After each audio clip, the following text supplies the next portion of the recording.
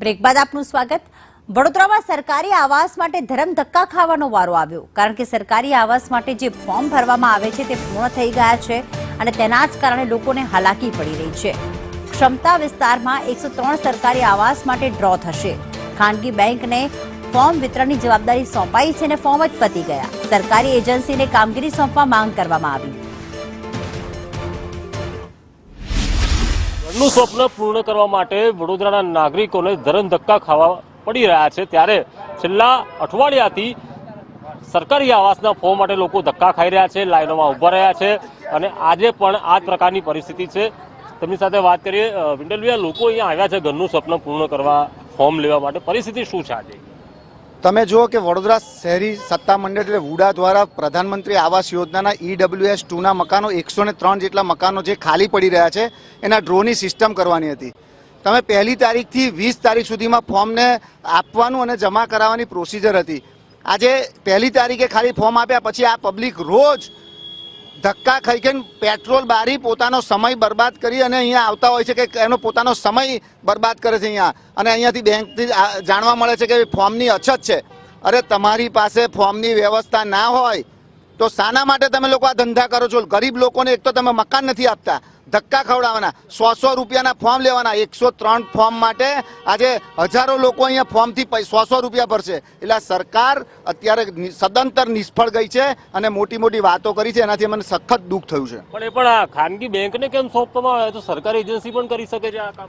સરકારે બધી જ બાજુ તમે પ્રાઇવેટાઇઝેશન કરી દીધું છે, કોઈ પણ બાજુ બાકી નથી રાખ્યું। પછી એ રેલવે હોય કે ઇલેક્ટ્રિસિટી કંપનીઓ હોય, તો હવે રહ્યું છે આ બેંકો, તો બેંકોને પણ પ્રાઇવેટ સેક્ટર કરી દીધા છે। એનો અમે સખત શબ્દોમાં વિરોધ કરીએ છીએ। તમે પણ ફોર્મ લેવા આવ્યા છો કાકા? હા। કેટલા દિવસથી આવો? હું એનો જ છું ક્ષમતાનો। કેટલા દિવસથી આવો છો? 4 દિવસ ધક્કા ખાઈએ છે। જવાબ શું મળે? પહેલે જ દિવસ કશું નહીં, કાલે આવો, પરમ દિવસે આવો, ગુરુવાર આવો, એટલે અમારે ધક્કા ખાયા કરવાના। તમે નોકરી ધંધો કરો છો? હા। શું કરો છો? એજન્ટ નું કામ કરું છું। અહીંયા પછી કામ ધંધો બગાડી નહીં? હા, તો આ 4 દિવસ બગડ્યા અમારા। તમે પણ સાહેબ? હું કામ કરું છું, મારું છૂટક કામ છે। હું અહીંયા ફોર્મ લેવા આવેલો, 1 તારીખથી 20 તારીખ સુધી ફોર્મ મળશે એવું જણાવેલું, પરંતુ 1 તારીખ પછી ફોર્મ આપવામાં આવે નહીં, એટલે અમે બીજે દિવસે આવ્યા તો એવું કીધું સોમવારે મળશે। અહીંયા સોમવારે ફોર્મ છે નહીં, હવે એવું કહે છે કાલે મળશે।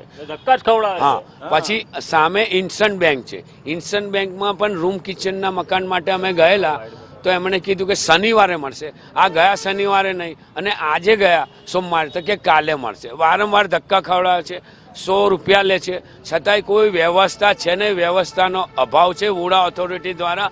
માટે યોગ્ય તે એમણે નિર્ણય લઈને લોકોને તકલીફ ના પડે, ધક્કા ના થાય ઠંડીમાં, એની વ્યવસ્થા કરવી જોઈએ।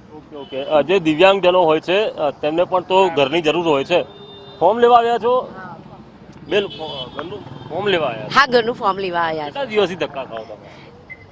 છે। ઘણા સમયથી અમે આવીએ છીએ, પણ અહીંયા કોઈ પ્રોપર ગાઈડ નહીં કરતું। જ્યારે આવે તો બંધ જ હોય છે। એટલીસ્ટ કસ્ટમરને તમે પ્રોપર ગાઈડ આપો, જે ટાઈમ પીરિયડ આપો છો એમાં તમે આપો તો કોઈનો ટાઈમ ના જાય। એટલે હાલ તમે ભાડે રહો છો? હા। એટલે ઘર મળે તો ક્યાંક તમે ત્યાં રહી? હા હા હા હા। ઓકે, કોઈ તમારું ગુજરાન કેવી રીતે ચાલે? ચાલે છે, હવે થોડું આપણું પોતાની રીતે અમે કરીએ છીએ।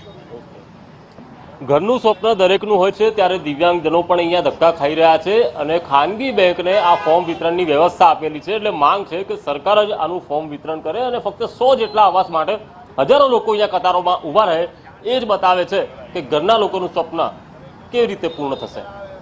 કેમેરા પર્સન નિકેશ વળાંક સાથે કુણાલ શર્મા, સંદેશ ન્યૂઝ, વડોદરા।